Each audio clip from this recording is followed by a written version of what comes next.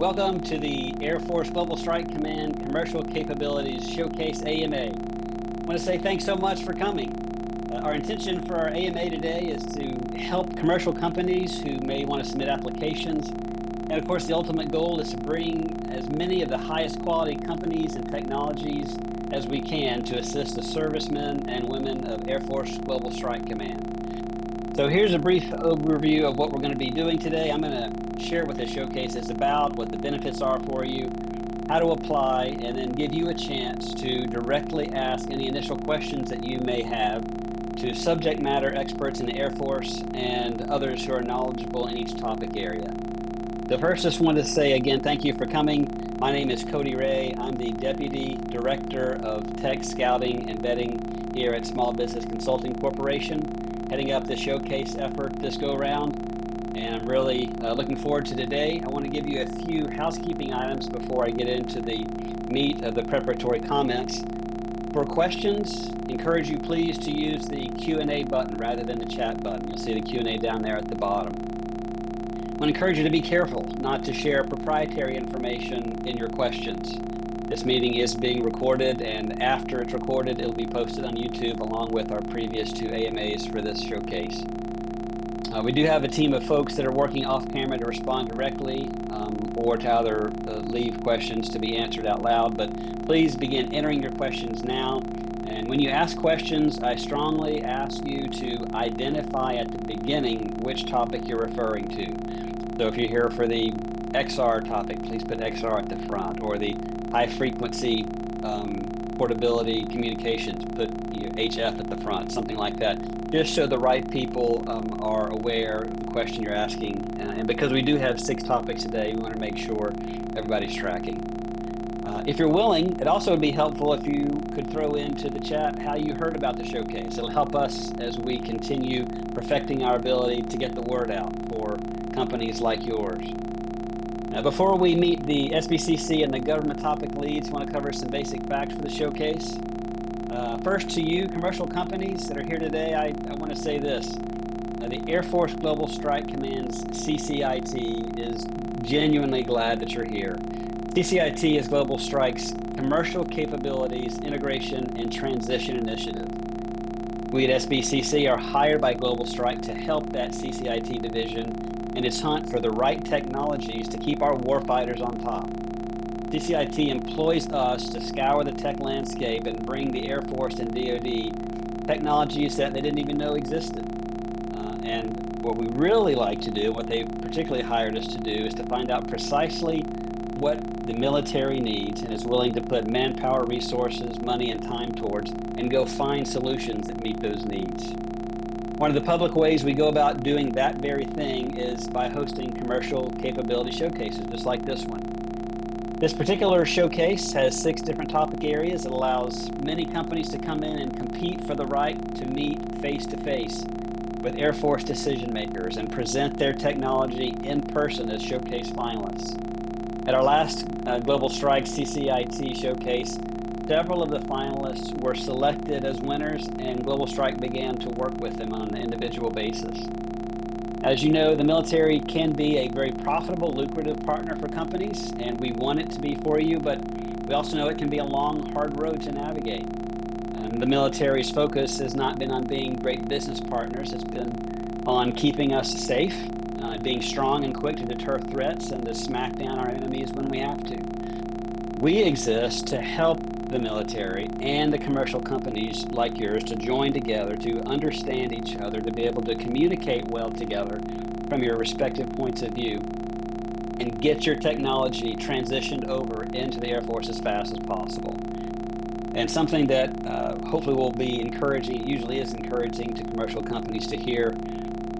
Since the government has hired us at SBCC to help with CCIT, we're a free service to you, the commercial companies, just so you understand. So how do the commercial companies benefit from this showcase? Well, there are benefits to each company that come by simply submitting applications. When you submit your application, your technology, your company is going to be evaluated by Air Force Global Strike Command subject matter experts. You're going to receive valuable feedback from these folks who would be using the technology and help you see where your submission is strong, where your technology is strong, and also where it can be improved. Your evaluators may also identify additional areas and ways that your tech could be beneficial to the United States Air Force at large, or another aspect wing of the DoD, and possibly suggest connections for you. Sometimes those connections are the biggest thing that you get out of it. When you get connected with the right person, it can make all the difference in the world. SBCC can also offer potential connections with the same or additional problem sets that we're aware of from our previous work with other MAGCOMs, such as AMC, ATC, Warner Robins, ALC, etc. We may be aware of ways that your tech could scratch the itch of other Air Force customers, and then we can share that with you. So again, those are just benefits from submitting. When you take the next step, if you're chosen as a finalist, there are obviously more benefits. So the finalists will be invited to join us in person to demonstrate their technology to key Air Force decision makers who control over $3 million in funding that can be used towards developing your solution and bringing it to Air Force Global Strike Command. Additional R&D funding may be available to you, SBIR dollars. There's a host of other ways to get additional funding, and SBCC can assist you with that, again, free of charge in that process. Finalists will also present their technology face-to-face with subject matter experts, financial decision makers, and receive in-person feedback from them. There's a chance for that very valuable back and forth that you get when you're a finalist. And you'll also have the opportunity to build those relationships with key government decision makers from Global Strike, other Air Force key personnel that come in from other depots, MAGCOMs, etc., that may attend. And finalists will have a chance to shake hands, to chat over hors d'oeuvres and drinks at the 2-hour collider, and begin to build relationships with those people. This is going to be held on July 30th at the close of day 1 of the showcase, and it really is a rare, unique opportunity to understand what Global Strike needs, how your tech can make an impact, and again, build those relationships. One of the best features of the Collider is that opportunity to build real, genuine, long-term relationships with Global Strike decision makers. Last, finalists will have access to venture capital representatives that may attend in person at the showcase. So obviously, overall, the showcase is designed to be and can be your foot in the door to begin working with the United States Air Force and the Department of Defense. So, what's the overall showcase application process? How will submissions be evaluated? The applications are being accepted April 28th through May 24th, but a special note, as of today, we're announcing that we're extending that application period by 1 week, and we will have a hard close on May 31st at 5 p.m. Eastern. So we're extending it 1 more week to give you an opportunity to get everything put together, talk with your companies, plan your travel, and May 31st is the new deadline. Thanks for putting that up on there, Joel. I appreciate you showing that. Want to make sure that everybody understands in these proposals, we're really not looking for large proposals. We want to keep it clear and concise. So we're simply asking for a quad chart, we're asking for a short white paper, and an optional 3-minute video. So when you open up and begin the submission process, you'll see the instruction document. Please follow the instruction document very closely. If you have questions, we have someone to help you. His name is Jim Long. His email is jim.long@smallbcc.com. Joel, if you could ensure that in the chat his email is there, that the website is there as well, that would be fantastic. And I do want to say, since there are 6 topics, please be sure that when you're reading those instructions, make sure you're reading the ones that pertain to your particular topic, so there's no confusion. After you complete this submission, Global Strike will evaluate the applications, and they're going to do that using valid evals, sophisticated rubrics and algorithms to ensure all companies receive unbiased and equal treatment. And after Global Strike evaluates the submissions, they're going to make the final down selection decisions in mid-June. Finalists are going to be invited for in-person demonstration on Wednesday and Thursday, July 30 and 31 in Bossier City, Louisiana. Probably be warm, so bring whatever you need to bring with you to help you stay cool. There's going to be a follow-on collider, as I mentioned, on the evening of the 30th. So overall, we'll probably have 15 to 18 presentations. Again, the government will make that decision. And that's it for my kind of introductory comments for our showcase. Again, want to encourage you, please begin entering your questions now using the Q&A button. We'll get to those questions in just a moment. The last thing I wanted to do is to go ahead and introduce the teams who you're going to be working with and let them describe what their topics are. So let's go through each of the topics briefly, and we'll have introductions. First, topic 1, the XR topic, and Chris Koulis is going to speak to that briefly. All right, good morning, everybody, and thanks, Cody, for that introduction. I'm Chris Koulis from SBCC and the topic lead for the XR-based maintenance and troubleshooting solution. And with me on the call, I have several members of the Global Strike team, Mr. Knudsen, Tech Sergeant Darren Pugh, as well as Tech Sergeant Alicia McDaniel. And they'll be able to answer any questions you may have on this topic. What Global Strike is seeking is a next-generation extended reality solution to modernize aircraft maintenance and troubleshooting through both immersive and intelligent collaborative digital tools. Their objectives are to enhance both the technician proficiency as well as streamline field operations and really bridge the gap between training and the real-world application. So it's going to help them both in the training environment and on the flight line as they're doing their job working on aircraft. And they want to extend this capability across multiple airframes and across skill levels.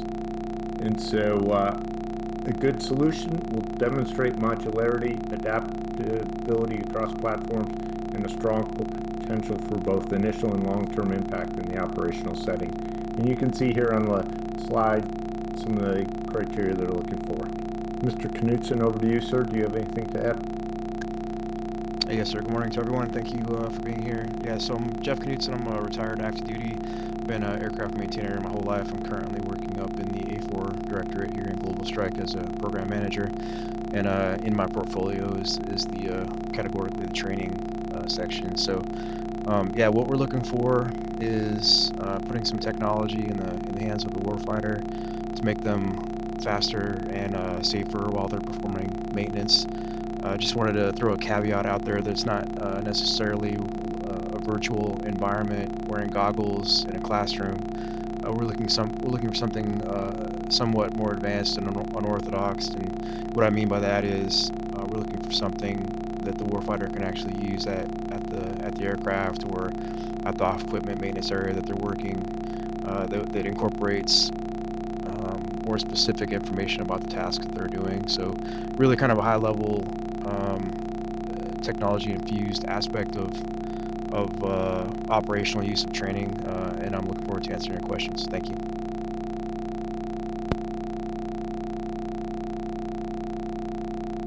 Very good. Chris, would you ask the others on your team for brief introductions? Certainly, Sergeant Pugh.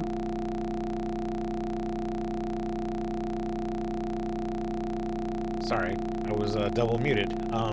Hey, I'm Sergeant Pugh. I'm a training manager by trade, working in maintenance training with Mr. K and the team here. I've been in the Air Force about 20 years, last 10 years dealing with training, and the last 4 specifically with maintenance training here in Global Strike. Thank you. And Sergeant McDaniel. I'm Sergeant McDaniel. I work up here with Mr. Knudsen and Sergeant Pugh. I'm a training manager by trade also, and work up here with A4MQ. All right. Thank you. And that wraps up topic 1 for now. Back to you, Cody. Fantastic. Thanks, Chris. And one of the things that I hope that everyone's getting out of this is, again, we're very much trying to put you in contact with the folks who know the topic and who are going to be able to evaluate your technology, give you fantastic feedback. Some of these folks have been doing this job for decades, so we want to bring you some of the best people we can and put you in touch with them. So I hope you're seeing that as this goes through. Go ahead and go to topic 2. Mike Hansen, would you be willing to introduce that? And if you have any government team that have been able to come today. Good morning, everybody. Welcome to the final AMA for Air Force Global Strike Command showcase. I'm Mike Hansen. I work for the SBCC. I have Master Sergeant Vasas and Master Sergeant Sanchez with me. And topic number 2 is the additive manufacturing solution for rapid sustainment of Air Force Global Strike weapon systems to include part obsolescence and aging fleet availability. Master Sergeant Vasas, would you like to add anything to that and do an introduction? Sure, Master Sergeant Vasas, crew chief by trade, experience on KAC 135s and B-52s, and I'm currently sitting in the innovation office up here at the MatchCom.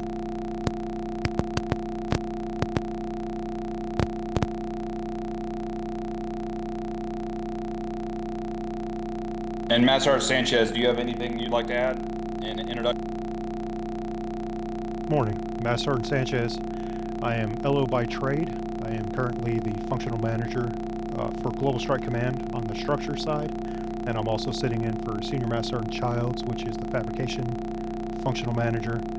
Our role up here is we have a direct line to the field when it comes to NDI, metal stack, and sheet metal, and LO, and we are the SMEs that can answer any questions or concerns that you may have.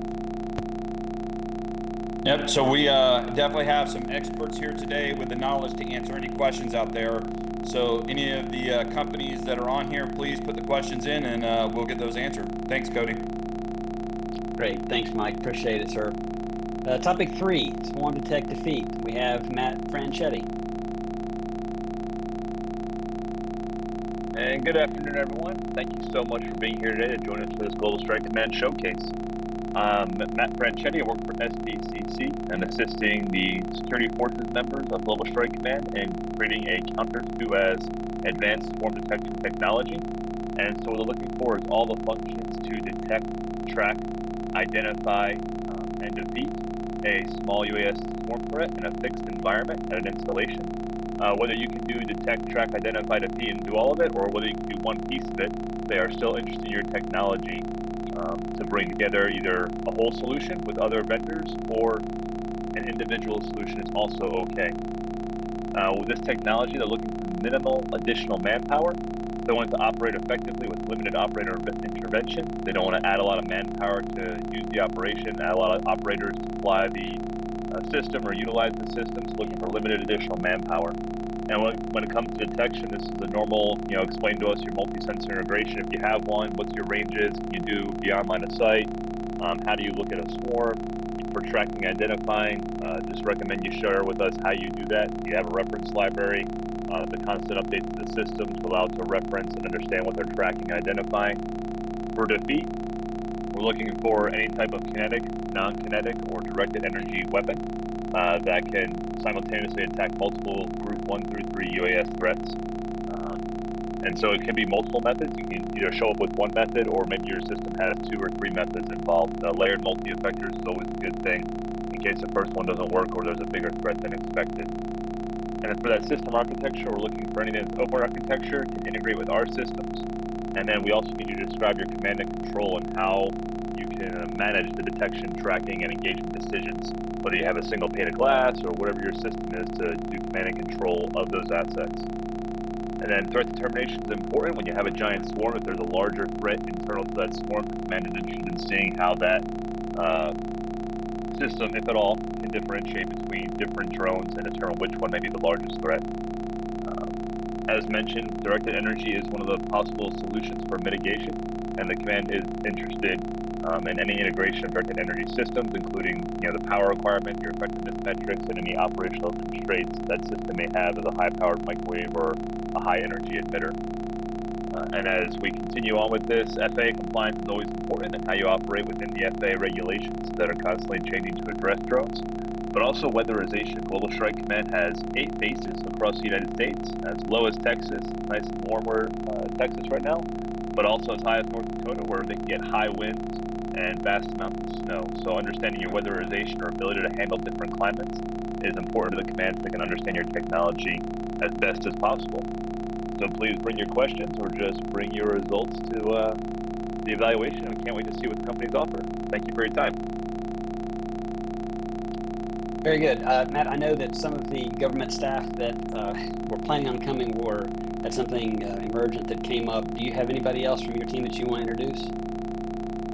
I am alone and unafraid, sir. You're correct. Yeah, they had that family emergency, so I apologize, but I can still take questions, and I'll get a government answer today if there are questions that I cannot answer. Perfect.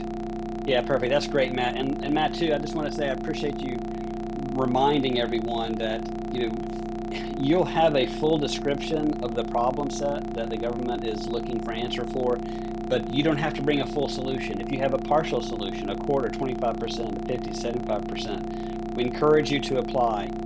Often what happens is the government will maybe bring two different companies together. So maybe you have part of the solution and they know a company that has the other part of the solution. So again, if you don't have everything, still strongly encourage you to apply because they may love what you have and want to marry it with something else. So just keep that in mind. Okay, we'll move on to topic 4, the two-way HF system. Jordan Perry, would you introduce yourself and any other team members? Hey, sure can, Cody. Hello, everyone. Thanks for your attendance today. My name is Jordan Perry, topic lead for topic 4 here. With me, I have Ryan Leek Erickson from SBCC as well as a subject matter expert. Government POC is Captain Suh, however, he is out this week. So for fielding any kind of questions, I'll tackle that, or I'll take that back to him for finalization and answer. But before I pass it over to Leaf, I'll get into it here. So basically, Global Strike Command, we're seeking a miniaturized portable two-way HF system. That system needs to be capable of both receiving and transmitting HF signals. And again, size is key here. It needs to be small enough to be carried by a single individual. Mobility is the high emphasis here in team deployable operations and austere environments. So again, as you see there on the screen, transmit capabilities, portability, and team deployability are paramount. Leaf, over to you for any other comments you may have on this, sir. Yeah, sure. Hey, good morning. I'm Ryan Erickson, go by Leaf, playing backup to Jordan Perry, Captain Suh, for the HF topic. One thing to add, that we're trying to build redundancy in our long-haul communications for global strikes, so completely understand SATCOM is easy and accessible. However, with 25K spacing on those channels, we're limited in always having SATCOM available. So our fallback plan is HF. So when SATCOM fails, HF cannot. So standing by for any questions. Feel free to go ahead and put them in Q&A. If Jordan or I can answer them, we will. If not, we'll circle back to you. Thank you. Great. Thanks, team. Topic 5, the tracking targeting platform. Again, Mr. Perry. Yes, sir. Hello again, Jordan Perry again. So again, not here today. However, Captain Suh is my government counterpart on this. However, possibly at the end, Cody, if he deems he'd like to do so, maybe Mr. Nate Don, if there are pertinent questions to this, can possibly chime in. However, Global Strike. So we are seeking a modular, vendor-agnostic integration platform, and that platform needs to be capable of tracking and targeting for directed energy weapon systems. Okay, so the solution that you'll bring to the table needs to be, it must enable seamless integration with existing and future platforms, and it must allow for the targeting of dynamic threats such as UAS and other aerial systems. Okay, so again, vendor agnostic, open architecture, scalable integration with defensive capabilities, parallel development, and deployment flexibility. So again, Captain Suh is not here today. For any questions, I'll do my best to answer those. If not, I'll circle back and provide those to you at the end. Perfect. Thanks, Jordan. Last topic, topic 6, portable laser detection. Once again, Michael Hansen. Yeah, thanks, Cody. And Mike Hansen again. By the way, I forgot to introduce Zach Sims for topic 2. So if any questions come up, he's also assisting with his knowledge and expertise on topic 2. For topic 6, the miniature portable laser detector for aircraft, we're seeking a laser detection system capable of identifying adversary laser attacks, visible spectrum lasers, red, green, blue, that are targeting our military aircraft. Captain Suh is also supporting me on this, and so is Nate Don. So if there's any additions there, I think Nate can add those at the end as well. And just looking forward to questions on this. Thank you. Yep, very good. Thanks, Mike. And last but absolutely not least, I'd like to give a final introduction to the man who's responsible for the CCIT division as a whole and for this showcase, and let Mr. Nate Don introduce himself and give him any final comments before we get going. Thank you very much, Cody and team. Again, I'm Nate Don. I'm the Deputy Division Chief for A5N Global Strike. And thank you very much for your time and interest in this showcase and bringing your capabilities, technologies for potential use for our warfighters. So I'm very excited to be a part of this. And again, if there's any questions, you can reach us in our A5N industry engagement email, and we can put that in the chat. So without further ado, back to you, Cody. Very good. Thank you, sir. All right, so that's all the introductory stuff. Let's get into the questions. We have some that are already there, a few answered, a lot are populating. Feel free to continue to populate those, and we're going to begin working on those. So first one, I'm going to read these each out loud. That way it's available for everyone afterwards through the AMA. So question on formatting of the PDF white paper template. I currently have some sections that overrun the allotted space by 2 lines and some sections with extra space. Is this acceptable? The whole document is 2 pages, single space, 11-point font in Word. And I see that Jim is going to take this one. Correct. Yeah. So, Cody, the first 4 questions are sort of interrelated, having to do with format and information there. So the first one having to do with the white paper itself, yes, per the instructions, you can have different amounts of information in the different areas because each solution may be a little different. Each company's focus may be a little different. As long as it's 11 point and you use the PDF and you fit it in there, that's fine. And I'll pause here and you can read the next one. Okay, very good. And thank you, Jim. As your questions are being answered, if it's still a little bit unclear, I really want to encourage you to respond again and restate that question. We want to make sure that you leave here with everything answered. So yeah, go ahead and go to the second one. It says also the graphics. When the reader gets them, will they be able to blow them up to improve readability? So the main thing to keep remembering on the graphics and any pictures you include is that most of the evaluators will be doing it on their monitor screen, and they'll be using the PDF, Adobe Acrobat, so they will have the capability there. And then as you look at it, keep that in mind. Whether or not they zoom in or not, they may or may not. So that is up to you on how you want to handle that piece, but if you keep that in mind, you'll be good to go. Excellent, thank you. Next question, additive manufacturing. The white paper and quad chart seem to focus on the same topics. Should there be a different emphasis on the content for these 2 submission documents? So for and actually the next 2 questions are almost identical, so I'll answer them all in one here. The quad chart, if you think of it as a summary, it is the top level, pulls all that together. The white paper is your details. They can be complementary. You can include information in one versus the other. That is purely up to each company's choice. The evaluators will have both, and they will be able to view and review both. They are intended to be complementary, though. Over. Yeah, very good. So, Jim, I'll go ahead and read the next question just so it's publicly available, but won't expect you to answer it. I'll give you an option if you want to jump in again. I just want to make sure it's all on audio here. The next one was quick question about the white paper and the quadrant templates. How much variation is expected between the content in each section of the 2 documents? It seems that both templates are asking for the same core information, just presented in different formats, prose versus bullet points. Do we focus on making the content distinct for each, or is it expected for them to cover the same information just in different formats? I think you answered that, Jim. Just want to circle back to make sure. Nothing else from you on this one? Nothing to add.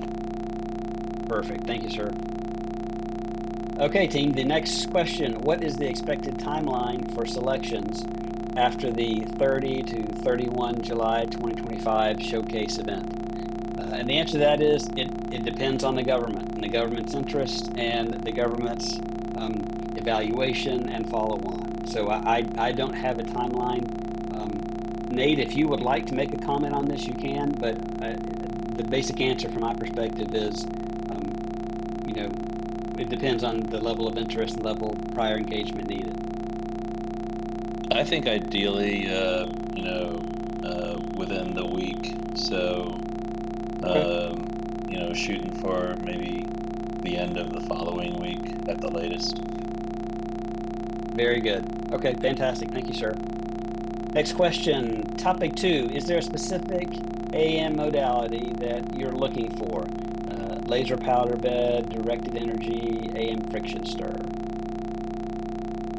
So for that one, Cody, Zach can add some more data in the typed response, but just submit what your technology is and what you think you can offer to topic number 2 and wow the government and give them a chance to select you. Very good. Next question, topic 2 again. Where are you interested in deploying the solution? Sustainment centers, CONUS, remote austere, and what is the priority? Yes. So that was slightly joking, but it's all of those. We are looking for a solution to follow and support warplanes. So where are those warplanes located? So once again, please support your idea and how you think you can solve this problem. And you may actually introduce something to the government that they didn't realize they were looking for, and have an opportunity to solve other problems. Yeah, absolutely. And that's not just topic 2, right? That goes for all the topics, absolutely. Very good. Topic 1, is the preference to use existing approved hardware, or are you looking for newer options? And then the next question is, will this be integrated into existing hardware, or should the hardware be included in the submission? Hey, this is Jeff Knudsen. I can take that one. So the short answer is that from a cost perspective, certainly I would be interested in a software solution that works with our existing hardware. I can give you an example of some of the things that we use, and it's primarily when we're talking about electronic TOs or e-tools. So some examples of things that we have out in the field is Apple products, iPads. Another example is a G-Tech F110 tablet. Our assumption is that with the requirements that we laid out here with this XR solution, is that the hardware requirements are going to exceed those capabilities, whether that means battery life or actual rendering for the graphics portion. And so certainly we'd like to look at new hardware solutions, something that can last as long as possible with the onboard batteries, or with a hot swappable battery, something like that. So there is a kind of a hybrid option too, where we might be interested in looking at a purposeful device, that works well with the software that's proposed, but also is portable and compatible with our existing devices. So here, let me give you an example. If a proposed device and software can do a reachback capability, where somebody at a remote location, an austere location, can show someone at a garrison home station location something, I would assume that we can do that with a lower power requirement device. And so that specific function might be okay to use on our existing devices. And then if we were doing something more aggressive and intensive, like the looking at the subsystems and doing like a see-through, pass-through of an aircraft system, then that might be a different device that has better power capability or graphics rendering. So I'll leave you with this thought, which is that in any case, we're open to seeing new hardware, but the software needs to be compatible with everything. I don't want to get tied, to a specific device or even a type of device. Over. Very good. Thank you, sir.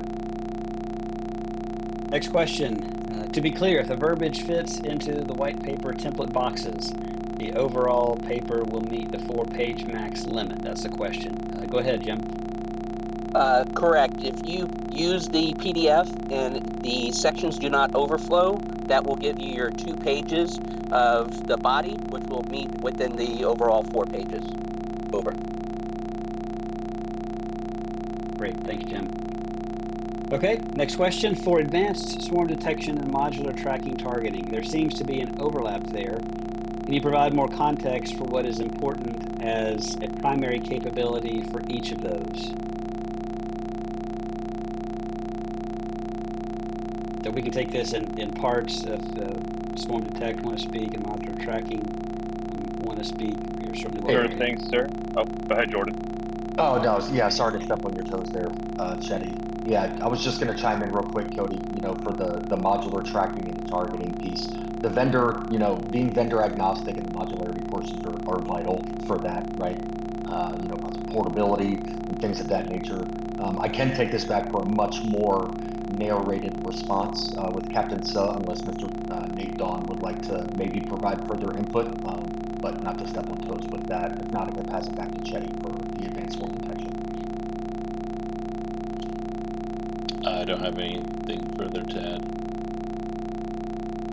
And from, this is Matt Franchetti for the advanced swarm detection. And so 100% agree. Actually, Jordan and I spoke about this recently, the overlap or possible connection between our topics. And so there is something there. For which topic is more important, they're equally important to the warfighter because both solutions are intended for a different operational concern. If you're asking me specifically on counter as what's the priority or the primary capability, the government's looking for all things: detect, track, identify, mitigate. Of course, they would love a solution that has all of them, but honestly, if they had 4 solutions that are the best detection, best tracking, best identification, that would be okay too. So the priority is trying to have a solution that covers everything. But if your solution is the best technology for an individual component like just detection, they are still super interested in that technology for that individual capability. So in regards to this question for the overlap, if your detection capability can be used for both topics, you could, and Cody, please correct me, but you could submit for both topics and just show the overlap or show how, hey, if you use us for counter SOAS, you could also use us for your topic number 5 and vice versa. So I think there's goodness there. If you have a capability you think answers both questions, I'd say answer both questions in the submittal. Over. Yeah, again, Matt, I appreciate your thought on that. And I think you're exactly right. If your tech scratches more than one itch, then apply for multiple ones. Absolutely, because there will be different evaluators, and they're going to be focused in on their effort. So if your tech can hit 2 or 3, great. And maybe your company has, multiple different types of technology. Your company can apply for XR, but you also can apply for the high frequency or whatever. By all means, apply for as many of the topics as you like. Just have to do an individual for each one. Yeah, that's great. Thanks, team. I appreciate you guys answering that interesting question. We have currently 2 more questions, so I'm going to go ahead and work on those. Mr. Knudsen, did you have something to add? No, sir. Good to go. Okay, very good. When I go over these 2, I just want to let you know, because we only have 2, now's a great time. If you have follow-on questions or additional questions, go ahead and populate those. So the valid eval submission website still has May 24 at 5. Is this going to be updated to align with stated new due date of 31 May? The answer is yes. That decision was just recently made, so you should see that very soon be switched over to May 31. Thank you for bringing that up, but yes, that is absolutely going to be changed. Next question, are the quad chart responses also expected to be 11 point? The template is 14.5 point. Thanks, Jim. Go ahead, sir. Yeah, the smallest it can be is 11 points. If you use 14.5 per the template, that is fine. If you need to go to 11, that is fine as well. Very good. So for the moment, that answers the current questions we have. I've got a few comments, and that'll give time for folks if they want to ask any additional questions. And again, just a reminder, now's your chance. We have on here on the call today folks who know the topic well. And so if you have something, this is the time to bring it up. Absolutely. Yes, let me pause. Go ahead, Mike. You've got something you want to add? By the way, I wanted to let Master Sergeant Vasas and Master Sergeant Sanchez know if they wanted to have any additions to the questions that were asked, please chime in with any amplifying data for topic 2. Yep, I'll pause for just a second to see if they want to comment. If not, then I'll continue. copy. No, we don't have anything to add. Great, thank you, sir. Just wanted to remind folks on the application, there is an option to request to do an outdoor demo. If your demonstration is one that you would strongly like to be outdoors, please indicate that so that we can go ahead and make our plans if you're selected as one of the finalists and make sure that we have everything set up for you. Again, want to ask you to hop in the chat, and if you're willing, help us by letting us know how you heard about this showcase, whether it was through LinkedIn or perhaps the YouTube or the AMA or in the personal contact, one of our e-blasts. We've got feelers out in over 1,000 different ways, it feels like. So let us know how it came to you. That would be helpful as we continue to do these events. I'm going to go ahead and start with the closing comments, but again, that does not mean that you can't speak. By all means, continue to populate questions. If I get to the end of my closing comments and there are none, then we'll just go ahead and conclude. Again, want to welcome follow-on questions after the AMA about the showcase, application process, etc. Jim.long@smallbcc.com. That's over in the chat. You should see that. Jim is really helping with so many of the details in this, and he'll be able to help you out with that. Again, I want to encourage you all to apply. If you have a full solution, if you have a partial solution, please go ahead and apply, because the government may be very interested in working with you. Again, the application deadline is now May 31, 5 p.m. sharp. It will be a hard cutoff. If you're 99% done, but you haven't sent the send button and the clock strikes 5, then your submission is not going to be accepted. It needs to be fully in before 5 p.m. on that date. And just as a reminder, the short-term goal for your company really is to impress Global Strike decision makers. To win this showcase and begin working with Global Strike to help them with their problem. Longer term, remember this, that even applying really is a win, because you're going to get that helpful, honest, direct feedback from knowledgeable individuals that are or were in the military and know what the topic is and can help you bring your solution and integrate it more and more into the DoD. You can begin to build those relationships with key decision makers in the military. And again, these relationships alone, I can't emphasize this enough, can take you and your business much, much farther, perhaps even than winning the showcase. Building the relationships is key. You may get to meet venture capitalists. You'll get to know SBCC, who again can help you free of charge as you continue to try to present your technology into the Air Force and perhaps the rest of the DoD. You get to come alongside, assist the United States Air Force, and literally contribute to the safety and security of your family, all the families of these great United States of America. And then last but not least, all of this can end up being potentially very, very profitable for you. And we genuinely want that for you. We want to be a part of building up the commercial industry that helps our military do what it needs to do, and to do it the very best. So we want this to be profitable for you and keep you going. Realize what you do is hard. You're often bootstrapping. You're doing everything you can to get this going, protecting your IP, getting the word out. There are a lot of barriers to entry. We want to help reduce those and make it a strong, profitable business for you.